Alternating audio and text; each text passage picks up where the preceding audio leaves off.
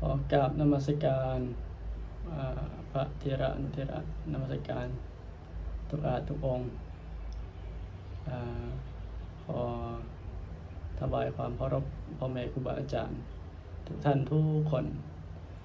แล้วก็ขอเจริญพรเนาะพอออกไม่ออก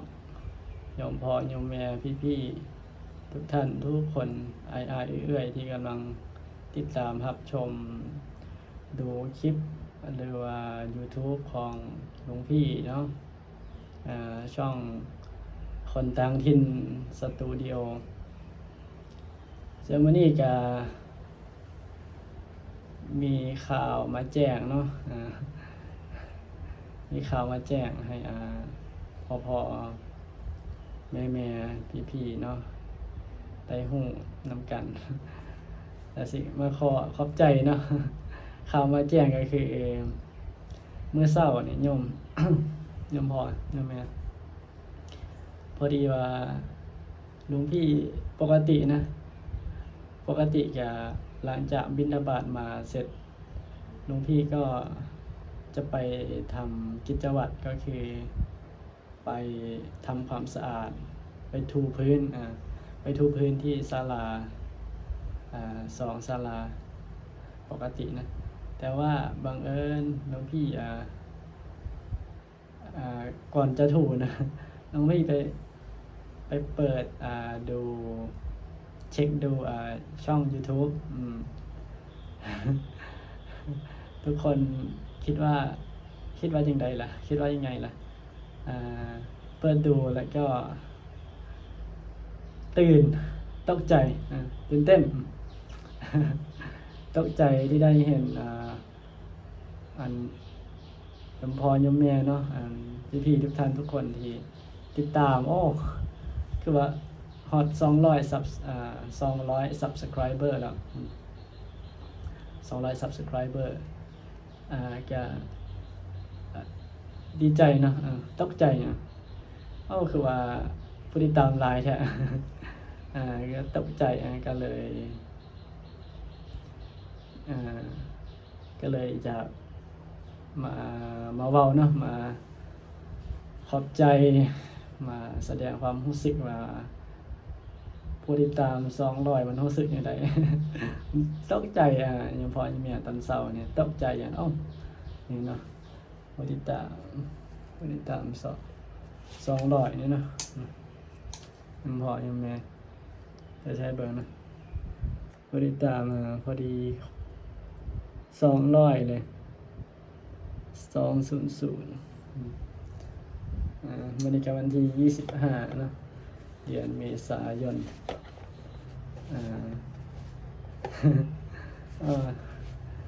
จะ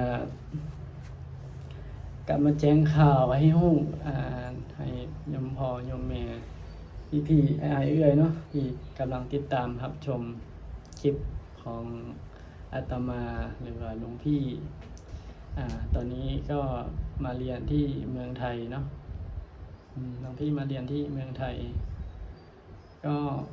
อยู่ถามว่าอยู่แถวไหนเรียนอยู่ที่มจรนะโยมหรือว่ามหาจุฬาลงกรณราชวิทยาลัยหลวงพี่เรียน หลังจากเดี๋ยวจะขอเล่าก่อนที่จะมาเรียนเนาะหลังจากหลวงพี่เรียนจบม.7 เพราะว่าที่ลาวโรงเรียนที่ลาวเกี่ยวกับมัธยมปลายใช่ไหมโยมมันจะมีม.1 ถึงม.7 แต่ว่าที่ไทยมันจะมีม.1 ถึงม.6แล้วก็ประถมจะมีป.1 อนุบาลถึงขออภัยอนุบาลถึงป.5 ที่ลาวนะส่วนที่ไทยก็จะมีอนุบาลถึงป.6มันก็เหมือนคล้ายๆเหมือนว่ามันสลับกันโยมคล้ายๆสลับว่ายังไงเพราะว่าที่ลาวมันจะมีอนุบาลถึงป.5 และก็ม.1 ถึงม.7 สลับที่ไทยใช่ไหมที่ไทยอนุบาลถึงป.6 ประถมส่วนมัธยมม.1 ถึงม.6 ไม่ต่างกันเท่าไหร่แล้วก็มาเรียนหลังจากเรียนจบไฮสคูลที่โรงเรียนชื่อว่า Buddhist High School หลวงพระบางหรือว่าภาษาลาวเขาเรียกว่าโรงเรียนมัธยมสมบูรณ์ตอนต้น แต่ว่ามันมีม.1 เริ่มม.1 ถึงม.7ที่หลวงพระบางที่ในเมืองหลวงพระบางเลยที่ในอำเภอเมืองเลย แต่ว่ามันจะอยู่แถวนอกนิดหน่อยเพราะว่าโรงเรียนมันจะอยู่ข้างล่างติดกับวัดป่าภูควายที่หลวงพระบางนะไม่ใช่วัดป่าภูเขาควายคนละวัดนะส่วนวัดป่าภูเขาควายนี่อยู่แถวโซนเวียงจันทน์นะอยู่แขวงเวียงจันทน์แต่ว่าวัดภูเขาควายวัดภูควายขออภัยวัดภูควายนี่จะอยู่เมืองหลวงพระบางหรือว่าในอำเภอเมืองหลวงพระบางส่วนขอเล่าอีกนะหลังจากที่ได้สอบเสร็จม.7 ที่ลาวใช่ไหมแล้วก็น้องพี่ได้มีโอกาสเหมือนมีบุญ มีบุญวาสนาอะไรก็ไม่รู้ตอนแรกคิดว่าจะไม่ได้มาเรียนแล้วเพราะว่ามันดูเหมือนว่าไม่ค่อยทางบ้านหรือว่าทางที่ลาวก็ไม่ค่อยสนับสนุนเท่าไหร่เกี่ยวกับค่าเทอมประมาณนี้เพราะว่าเราจะเอาทุนตัวเองนี่ไปเรียนที่ลาวใช่ไหมไปเรียนต่อปริญญาหรือว่าไปเรียนต่อที่ต่างประเทศก็ตามไม่มีปัจจัยประมาณนั้นไม่มีค่าเทอมเลยโยมน้องพี่ตอนนั้นยังเป็นเนนอยู่นะเมื่อประมาณ4 ปีที่แล้วใช่25ใช่ไหม2566ปี66ใช่จบม.ปลายหลังจากนั้นก็คิดว่าถ้าไม่ได้เรียนนะโยมหลวงพี่คิดว่าหลวงพี่ยังมีบุญหรือว่าเขาเรียกยังไงบุญที่หลวงพี่ไม่รู้เหมือนกันอันนี้สำหรับความเชื่อนะความเชื่อบุคคล ก็ไม่ได้ลบหลู่นะความเชื่อเพราะว่าหลวงพี่เชื่อว่ามันเป็นบุญนะที่ได้อยู่ถึงวันนี้นะที่ได้มีโอกาสมาเรียนด้วยก็ถือว่าเดี๋ยวก่อนที่โยมพ่อโยมแม่ฮู้บอกว่าเป็นจังไดคือได้มาเรียนที่เมืองไทยแล้วรู้ได้จังไดว่าประเทศไทยมีมจร.แต่ก่อนนี้เดี๋ยวหลวงพี่ขออนุญาต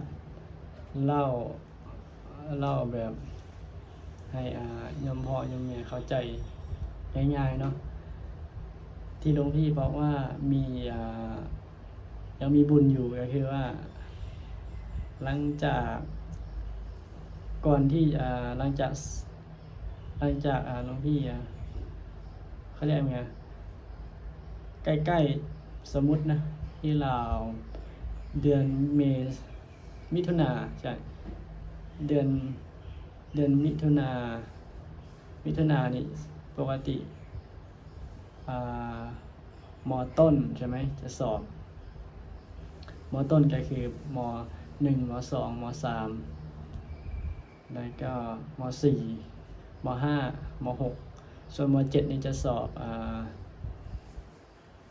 กรกฎาใช่ไหมใช่กรกฎาม.7 หรือว่าม.ปลายปกตินะจะสอบประมาณกรกฎาประมาณวันที่20บางปีก็23 24 25ส่วนหลวงพี่นี่ปีหลวงพี่นี่25 26 27 3 วันปกติจะสอบมี5 วิชาประมาณ5 วิชาสอบ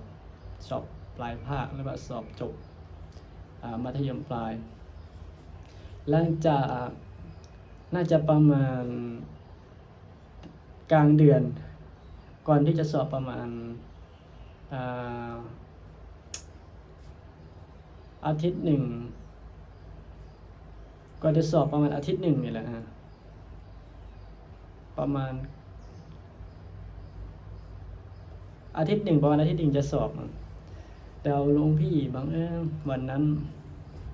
เป็นวันอะไรก็ไม่รู้บังเอิญมีพระธุดงค์พระธุดงค์ที่เดินจาริกธุดงค์มาจากประเทศไทยนะโยมพ่อโยมแม่เสียบอกอัศจรรย์มากนะเดินมาจากเป็นคนไทยเนี่ยนะคณะสงฆ์ประเทศมาจากส่วนมากจะเป็นพระสงฆ์พระคุณเจ้าเนาะนั่นพ่อแม่ครูบาอาจารย์จะมาทางฝั่งไทยนะแล้วเพิ่นบังเอิญเพิ่นเฮ็ดจาริกธุดงค์จากบ่อแก้วก็คือแขวงหรือว่าภาคเหนือหรือว่าจังหวัดบ่อแก้วภาคเหนือของเราเพิ่นเดินมาทางบ่อแก้วเนาะแล้วก็เพิ่นนั่งเรือแม่น้ำโขงลองเรือเนาะลงเรือลงมาทางหลวงพระบางแล้วก็จะมาพักวัดที่หลวงพี่อยู่ตอนนั้นก็เป็นเนรด้วยตอนนั้นเป็นเนรต้องแล้วคำว่าต้องนี่คือต้องบอดีแบบหลวงพ่อเจ้าอาวาสนะแกบอกให้เตรียมจัดสถานที่ตอนรับพ่อแม่ครูบาอาจารย์คณะสงฆ์จาริกธุดงค์ที่กำลังจะมาพักที่วัดเราจะวันนั้นขอเล่าเป็นสตอรี่นะเป็นเรื่องเลยอย่างเงี้ยหลังจากนั้นเดินมาถึงพระอาจารย์ธุดงค์ประมาณน่าจะประมาณนะถ้าจำไม่ผิดประมาณ100 กว่ารูปหรือว่าประมาณร้อยรูป100 กว่ารูปเพราะว่ามันมีพระสงฆ์ทางฝั่งลาวมาร่วมด้วยน่าจะเป็นความตั้งใจของคณะสงฆ์จากศรีสะเกษครับจากศรีสะเกษจาก101ด้วยจากพระอาจารย์หลายแห่งเลยจากบึงกาฬก็มีที่รู้จักนะหลังจากนั้นพระธุดงค์คณะพระธุดงค์จาริกธุดงค์มาพักที่วัดที่หลวงพี่อยู่นะวัดพัก3 วันนะแล้วหลวงพี่ก็หลังจากพระธุดงค์มาถึงใช่ไหมเราก็ไปตอนรับไปถือของประมาณนั้นไปรับบาตรรับสัมภาระเกี่ยวกับมันจะมีเต้นมีที่นอนอะไรสักอย่างของเพิ่นเนาะของท่านแล้วก็ไปรับ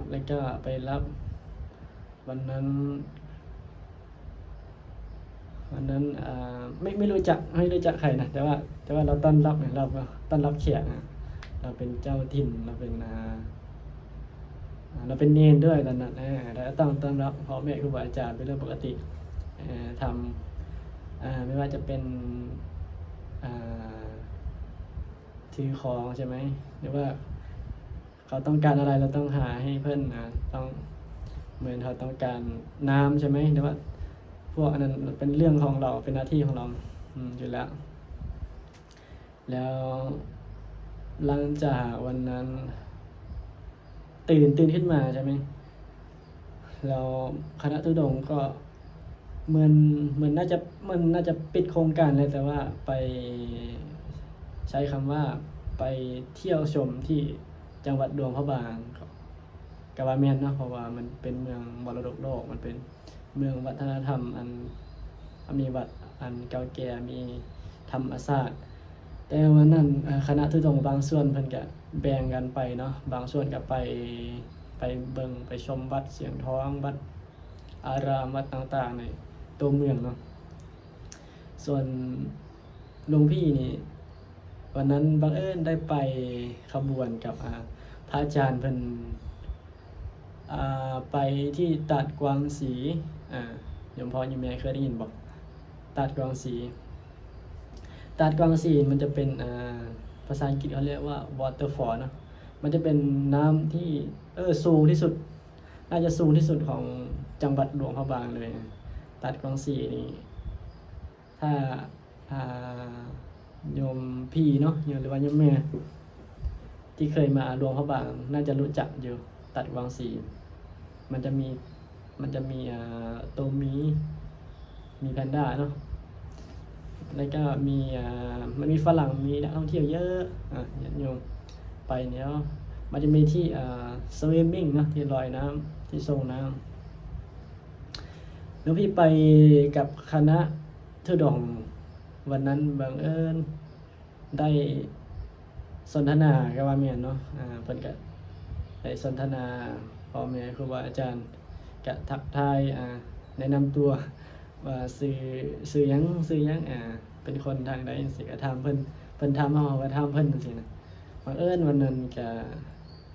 มีพระอาจารย์องค์หนึ่งเนาะที่รู้จักเพิ่นชื่อเล่นเพิ่นชื่อว่าพระอาจารย์จู่เนาะพระอาจารย์จู่นี่เพิ่นเป็นคนมหาสารคามเนาะเป็นคนมหาสารคามแต่ว่าบังเอิญเพิ่นไปบวชหรือว่าไปปฏิบัติธรรมไปอาศัยอยู่ที่บึงกาฬเป็นคนมหาสารคามแต่ว่าไปเพิ่นเป็นเจ้าอาวาสเนาะอยู่ที่อำเภอพรเจริญเนาะของอำเภอพรเจริญอยู่ที่บึงกาฬเนาะแล้วก็และอีกพระอาจารย์หนึ่งก็คือเป็นคนบึงกาฬเลยพระอาจารย์บอยเนาะชื่อเล่นเพิ่นอาจารย์บอยที่รู้จักเพิ่นเขาเรียกว่าไงมันบังเอิญมากนะโยมบังเอิญรู้จักเพิ่นแต่ว่าเพิ่นก็เพิ่นถามแต่เพิ่นถามเฮาแหมเพิ่นถามว่าเรียนจบแล้วบ่จังซี่นะมี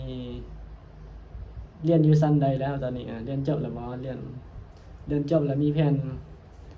สิอยู่ต่อหรือว่าสิไปเรียนต่อเพิ่นก็ถามว่าสิเฮาเป็นเน้นเฮาก็ว่าอันคิดแต่อย่างเดียวเนาะคิดแต่ว่าย้านเนาะบ่กล้าออกจากสิว่าจังได๋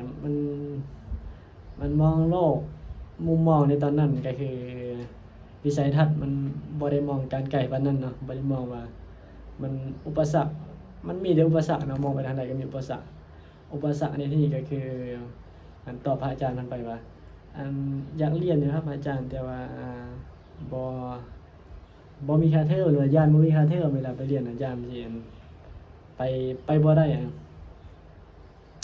แล้วก็เพิ่นก็เลยถามว่าคันบ่เรียนต่อนี่สิอยู่ต่อบ่คำถามพระอาจารย์เพิ่นถามเนาะอาจารย์เพิ่นว่าอาจารย์บอยถามว่าคันบ่ได้เรียนนี่สิอยู่ต่อบ่หลวงพี่ก็ตอบว่า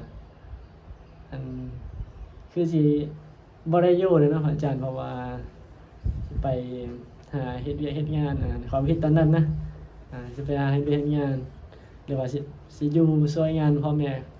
ครูบาอาจารย์จักหน่อยก่อนแล้วก็สิไปหาเฮ็ดเวียกเฮ็ดงานเนาะในตอนนั้นนะความคิดตอนนั้นเนาะแล้วก็สองจิตสองใจอยู่ใจหนึงก็อยากถามว่าอยากเรียนบ่มันใจมันอยากเรียนแต่ว่าความเป็นจริงในตอนนั้นมันบ่มีเงินเนาะที่จะไปจ่ายค่าเทอมเพราะมันแพงเด้ค่าเทอมมันแพงรู้แต่ว่ามันแพงแล้วพระอาจารย์เพิ่นว่ามาเรียนอยู่เมืองไทยนี่ก็ได้เด้คันมีใจคันใจเฮามักน่ะไปได้เพิ่นว่าผมก็ถามว่าพระอาจารย์ผมบ่เก่งปานใดเนี่ยประมาณนั้นน่ะผมบ่เก่งปานใดแต่ก็เรื่องเว้าเรื่องพูดนี่ก็พูดได้อยู่ภาษาไทยนะครับก็พอเขียนได้อยู่เพิ่นก็ถามโอ้ยบ่มีปัญหาเ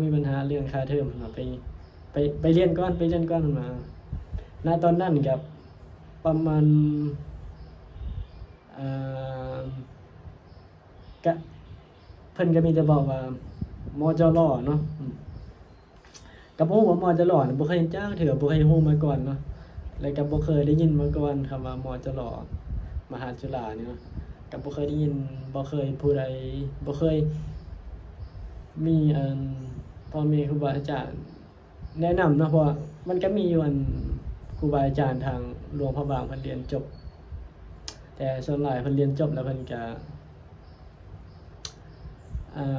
บ่ได้อยู่บ้านเนาะส่วนหลายเพิ่นจะไปอยู่ต่างประเทศบ่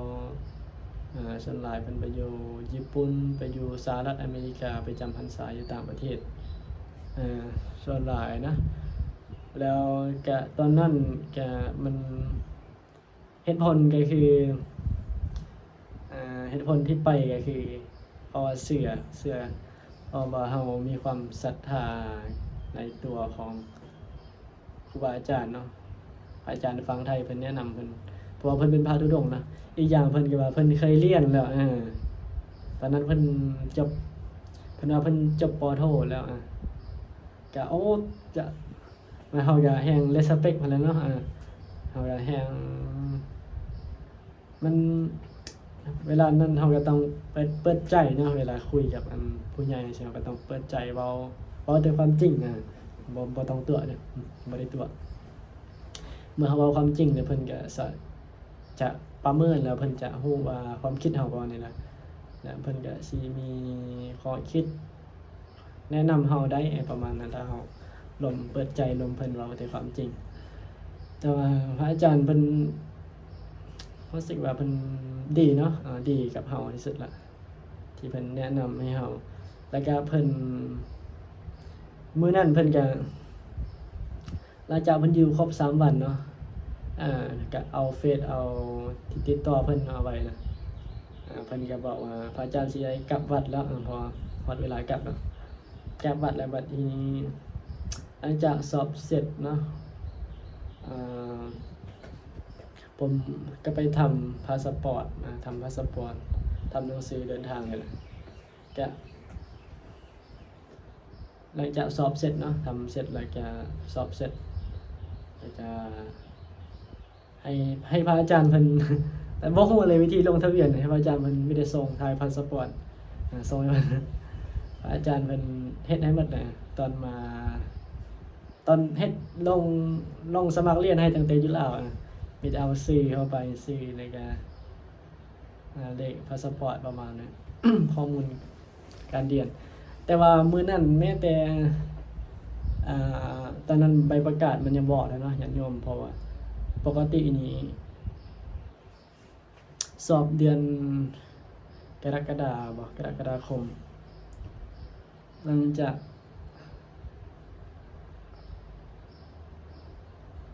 จากสอบเสร็จแล้วก็เฮาสิต้องรอประมาณ2เดือนเนาะ2เดือนหรือว่าเดือนกว่าๆนะเกือบ2เดือนน่ะตีไป2เดือนน่ะแล้วแต่ว่าทางมหาวิทยาลัยเพิ่นว่ามาเรียนก่อนเลยก็ได้บ่จำเป็นต้องเอาใบประกาศนั้นมาก็ได้เนาะอันนี้ก็เป็นโอ้สิเว้าย่ออันนี้เว้ายาวเลย20กว่านาทีแล้วหลังจากนั้นก็มาเรียนเลยนะมาเดินทางไปหาพระอาจารย์อยู่บึงกาฬแล้วเพิ่นก็ไปส่งที่ไปมจรเนาะแล้วก็เพิ่นพาไปฝากอยู่วัดเนาะฝากวัดมาอยู่วัดตอนนี้ก็ที่มาอยู่วัดนี่จะโอเคเนาะก็โอเคทุกสิ่งทุกอย่างสะดวกสบายอยู่การไปเรียนการเพราะว่าจะเป็นการการศึกษาเนาะการเรียนรู้ก็โอเคอยู่จะมันน่าสนใจจ้ะก็รู้สึกว่ามีบุญเลยตามว่าโอกาสตอนนั้นก็สร้างว่ามีบุญนั่นแหละที่ได้มาอยู่เมืองไทยบ้านพี่เมืองน้องที่เว้าภาษาลาวเว้าภาษาอีสานบ้านเฮาเว้าภาษาลาวเพิ่นก็เข้าใจเด้บางคำส่วนหลายเพิ่นจะเข้าใจเลยคนไทยน่ะแต่ก็ บ่ต้องว่าเลยนะคนลาวนะส่วนหลายคนลาวเข้าใจภาษาไทยประมาณ 80%เลยที่สามารถพูดได้นะพูดได้แต่ว่าเขียนในประมาณตีไปเลยประมาณ 60%สำหรับแต่ว่าคนเรียนหนังสือนี่ถ้าคนเรียนจบม.6 ที่ลาวนะส่วนมากเขาจะเขียนได้แล้วม.6 ม.7เนี่ยเขาเขียนภาษาไทยอ่านออกแบบคล่องแคล่วใช้คำว่าคล่องแคล่วเลย แต่ว่าเขียนนี่ค่อนข้างจะบ่ถนัดเท่าใดเพราะว่าบ่ค่อยได้เขียนมีแต่อ่านเนาะแต่ว่ามีบางคนก็สิถามนะว่าเอาหลวงพี่มาเรียนตั้งแต่ปี66ตอนนี้ก็ปี69แล้วก็พอดี3ปีเนาะยังพอยังแม่หลวงพี่เรียนจบปี3แล้วเทอมหน้าต้นเดือนกลางเดือนมิถุนายนหลวงพี่ก็จะขึ้นหรือว่าจะเรียนต่อปี4ก็สิเป็นรุ่นอ้ายเนาะก็ฝากถึงรุ่นน้องเนาะรุ่นน้องเพราะว่าจะเป็นพระสงฆ์องค์ข้าเจ้าแล้วเป็นญาติเป็นโยมที่เบิ่งคลิปของครูบาอาตมาภาพเนาะแกคันท่ามีความฝันเฮาก็ควรที่จะกล้าออกจุดเดิมกล้าที่จะไปกล้าที่จะมีความคิดคันท่าเฮามีความฝันหรือว่าเฮาหาความฝันหรือว่าเฮาหาสิ่งที่เฮามักบ่เจอแท้นะอันครูบาแนะนำเนาะให้ออกจากที่เดิมออกจากหรือว่าใช้คำว่าไปเที่ยวใกล้สุดที่เฮาจะไปได้ลองเบิ่งเนาะแล้วเฮาสิได้ไอเดียได้คอนเซปต์ใหม่ๆได้ความคิดได้ไอเดียจากคนที่เขามีประสบการณ์คนที่เขาเก่งเขาจะแนะนำเฮาอันนี้จะเป็นบทเรียนที่ซื้อบ่ได้มีแต่เฮาไปหาเองก็คือโอกาสบางทีเฮาก็ต้องถามจังฮู้นะบ่ฮู้คันบ่ถามนี่บ่ฮู้คันถ้าผู้ใดที่ยังคิดว่าเรียนจบม.6 ม.7 อยู่เนาะที่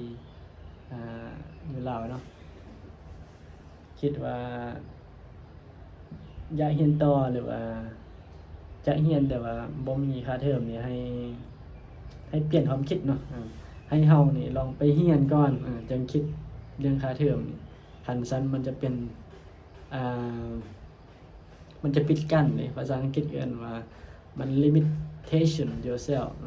มันจะจำกัดตัวเองเกินไปบางทีมันก็ถามว่ามันแย่ปานนั้นบ่มันก็บ่ได้แย่ปานนั้นเนาะบางทีสิ่งที่เฮาย้านนั้นอาจจะบ่แม่นสิ่งที่เฮาคิดก็เป็นได้สิ่งที่เฮาคิดนี่จะสิ่งที่เฮาคิดว่าเฮาย้านนั้นแต่ความเป็นจริงนั้นมันอาจจะง่ายกว่าที่เฮาคิดเนาะแต่ว่าเฮาย้านซื่อเปรียบคือหลวงพี่ได้เว้าก่อนหน้านี้ว่าอุปสรรคของหลวงพี่นี่ก็คือคิดย้านบ่มีค่าเทอมก็เลยอยากเรียนอยู่ใจมันอยากเรียนอยู่แต่ว่าคิดจังซั่นมันก็เลยก็ที่ว่าโชคดีเนาะมีโอกาสพ่อแม่ครูบาอาจารย์พระอาจารย์ทางฝั่งไทยเพิ่นแนะนำมาเนาะก็เลยได้มาเรียนจนฮอดมื้อนี้ก็บ่ลืมบุญคุณเพิ่นเนาะที่เพิ่นมีเมตตาให้เฮาบ่ลืมพระอาจารย์บอยพระอาจารย์จูเนาะอาจารย์มหาทั้งสองเพิ่นก็มื้อนี้ก็ยาวเลยเนาะเกือบครึ่งชั่วโมงพุ่นน่ะตอนนี้ก็กินเวลาไปแล้ว29 นาทีหลวงพี่ก็เป็นคนที่แต่ก่อนก็เป็นคนมีความคิดจังซี่เนาะก็เลยอยากบอกหรือว่าอยากแนะนำใส่คำว่า แนะนำสำหรับคนที่บ่มีความกล้าที่จะออกบอนเก่าเนาะการที่เฮากล้าหรือว่าเฮ็ดสิ่งที่ท้าทายในใจเฮาสิ่งที่เฮาคิดว่ามันย้านนั้นเวลาเฮาได้ลงมือเฮ็ดแล้วมันก็สิเป็นเรื่องที่โคตรจะธรรมดาเลยเด้อสิ่งที่เฮาย้านในมื้อนั้นนะสิ่งที่เฮากำลังคิดย้านในตอนนี้นะลงมือเฮ็ดโลดนะครับคือบางคนนี่อยากเรียนภาษาอังกฤษเนาะแต่ว่าบ่กล้าเว้าบ่กล้าว่านี่มันก็อีกปีหน้าคันบ่กล้าเว้าบ่กล้าว่าก็มันความคิดมันจะบ่ไปไสมันบ่ลงมือเฮ็ดเนี่ยอันนี้คืออุปสรรคเนาะของความคิดอันตรายคันบ่มีคนแนะนำบ่มีคนบอกบ่มีหมู่เพื่อนพ่อแม่ครูบาอาจารย์บ่ได้ล้มบ่ได้ปรึกษาบ่ได้ให้คำแนะนำเนี่ยโอ้อันตรายเนี่ยหลวงพี่ที่ว่าโชคดีเนาะที่ได้มาเรียนต่ออยู่ที่ประเทศไทยประเทศไทยเป็นประเทศที่land of สมัยแล้วเนาะภาษาอังกฤษเขาเอิ้นว่า kindness เนาะkind very kind มีแต่คนใจดีเนาะอยู่ประเทศไทยเนี่ยเป็นกันเองเป็นดีแม่ดียมพ่อยมแม่เพิ่นก็ฮักคือลูกคือหลานนะเฮาก็นับถือฮักเพิ่นเคารพคือแม่คือพ่อผู้หนึงน่ะเนาะเดี๋ยวสิฮอดชั่วโมงได้นี่คันเว้าไปอีกแล้วก็หลวงพี่ก็มาขอบคุณเนาะขอบใจพี่ๆโยมพ่อโยมแม่อายๆเอื้อยๆเนาะเพื่อนๆทุกท่านทุกคนที่ Subscribe ช่อง YouTube คนต่างถิ่นสตูดิโอจะขอบคุณเนาะขอบคุณแบบเป็นมีรู้สึกว่ามีกำลังใจหลายขึ้นเนาะมีคนมาเบิ่งกันหลายอยู่ก็ฝากติดตามเด้อโยมพ่อโยมแม่พี่คันติดตามจะมีกำลังใจในการถ่ายคลิปเนาะเดี๋ยวสิขอแจ้งให้โยมพ่อโยมแม่ทุกท่านได้ทราบนำกันเนาะพรุ่งนี้วันที่26หลวงพี่จะได้เดินทางกับลาวเนาะกับลาวนี่ก็สิกลับวันที่26ไปพักที่เวียงจันทร์เดี๋ยวจะรอดูก่อนว่าตัวรถไฟมันว่างไหมประมาณ27ถ้ามี27ก็จะเดินทางกลับวันที่17ตอนเย็นเนาะหรือว่าตอนเที่ยงขอดูเวลาก่อนวางแผนว่าจะกลับประมาณ27-28นี่แหละ27-28นี่ถึงถ้ามีตัวรถไฟนะจะนั่งเครื่องไม่ใช่ขอไปนั่งรถไฟจากพวนโฮงเนาะหรือว่านครหลวงเวียงจันทร์ไปดวงพระบางจะใช้เวลาประมาณ3ชั่วโมงจากแต่ก่อนนั่งถ้ารถทัวร์ประมาณ 7-8 ชั่วโมงนะรถทัวร์รถโดยสารแต่ว่าตอนนี้มีรถไฟความเร็วสูง3 ชั่วโมงจากนครหลวงไปถึงที่หลวงพระบางแล้วก็นั่งรถเข้าในตัวเมืองก็ประมาณ20 นาทีได้นิยมประมาณ20 นาทีได้25 นาทีได้จากสถานีรถไฟหลวงพระบางเข้าไปในเมืองตัวเมืองนะอำเภอเมืองแต่ว่ามันก็อยู่ในอำเภอแหละมันอยู่นอกสถานีรถไฟมันก็อยู่ในอำเภอแต่ว่ามันอยู่นอกโซนนอกนั่งรถเข้าไปประมาณ20 นาทีถึงหลวงพี่จะกลับไปยามพ่อยามแม่เนาะไปยามยายเป็นเท่าละจะปีหนึ่งเห็นหน้าเพิ่นเทื่อนึงยายที่หลวงพี่ลงYouTube ยายเพิ่นปีที่แล้ว90ปีนี้ก็เข้า91เนาะคลิปที่หลวงพี่ลงที่ยายประมาณ2026 25ขออภัยแต่ว่าอันนี้26แหละพอดีตอนนั้นแกอายุ90 เวลาแกเห็นหลานนะตอนนั้นบวชเป็นพระใหม่ๆบวชเป็นพระน่าจะเป็นคนแรกแล้วก็เป็นอะไรยังไงในใช้คำว่าในตระกูลก็ไม่ใช่สำหรับนามสกุลหรือว่าในครอบครัวมันจะมีแค่หลวงพี่นะที่บวชเป็นพระและก็เป็นความตั้งใจของโยมยายด้วยแกตอนนั้นแกอายุประมาณ80กว่ามั้งประมาณ8-9 ปีที่แล้วตอนบวชเป็นเนรครับแหละ8-9 ปีที่แล้วแกก็ไม่อยากให้ศึกเลยประมาณนั้นผู้เฒ่าเนาะแกอยากให้อยู่บนท่าเรืองประมาณนี้เวลาบวชเป็นเนรแกก็ภูมิใจแล้วก็ดีใจแล้วส่วนหลังจากที่บวชเป็นพระแกก็ยิ่งเขาเรียกไงยิ่งมีความสุขก่อนที่ได้เห็นพระหลานใช่ไหมเห็นหลานที่บวชเป็นพระนะแต่ว่าหลวงพี่ก็มีความสุขนะที่ได้เห็นญาติพี่น้องหรือว่าเห็นยายนะโดยเฉพาะยายเลยเพราะว่าแต่ก่อนนี้สนิทยายมากเลยตอนเป็นโยมเป็นเด็กน้อยนะตอนเรียนอยู่ประถมนอนกับแกนะแต่ก็ติดแกมากเลยนอนกับแกเลยทั้งที่อยู่คนละบ้านนะอยู่คนละบ้านแต่ว่าไปอยู่แบบแกเดี๋ยวสิไปจะพาโยมพ่อโยมแม่ไปเบิ่งว่าจะถ่ายหลวงพี่ว่าจะถ่ายคลิปนะจะถ่ายคลิปหลังจากกลับไปถึงบ้านก็จะถ่ายคลิปให้โยมพ่อโยมแม่ทางฝั่งไทยเนาะเพิ่นได้เบิ่งได้ฮู้ว่าชนบทหรือว่าบ้านนอกของวิถีใช้ชีวิตใน